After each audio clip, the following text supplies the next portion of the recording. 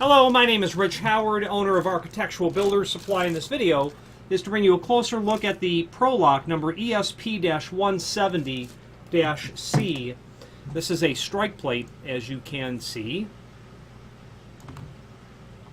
and it is a fairly generic type of strike plate. I have one removed from the packaging here so you can take a look at it.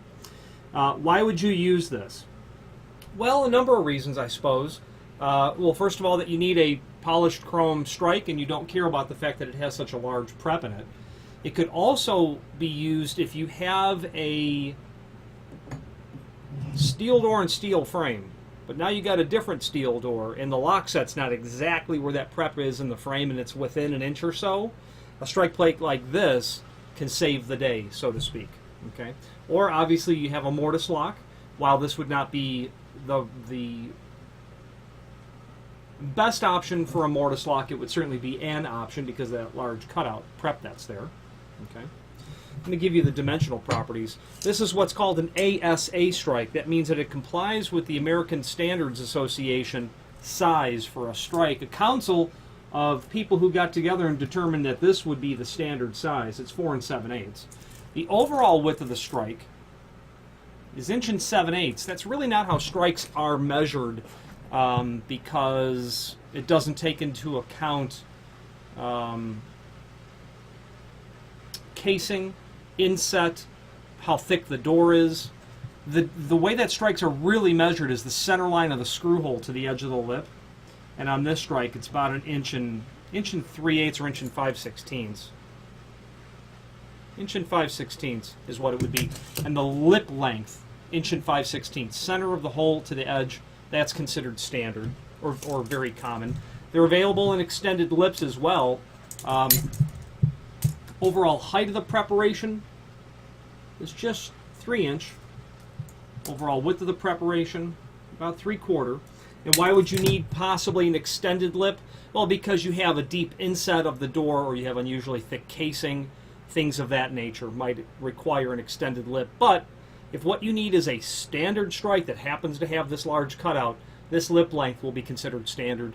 You don't want them any longer than they need to be because projecting hardware off of a door and a frame, is considered a hazard, quite frankly. This is going to include machine screws for that steel frame.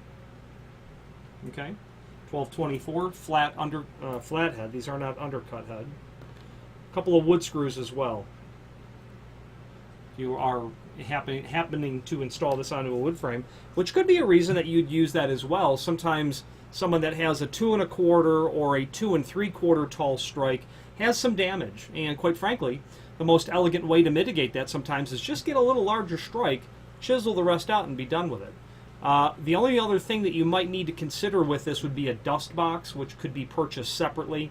It's basically a metal, or these days, plastic contraption that goes behind the strike and closes off the entire area so that if you were to insert your finger, it would hit the back of the dust box, which closes off this whole back area. That prevents you from seeing the wall construction on the inside, but also prevents the escape of material coming out from that part of the wall construction. Okay, so a dust box might be standard. Finally, there is a link below this video to the manufacturer's page where you can pull up not only all of the ProLok products that we sell, but also a link to the manufacturer's website, as well as a link to the full product catalog. The name ProLok is synonymous with security hardware, such as door reinforcing wraparound plates and latch protectors.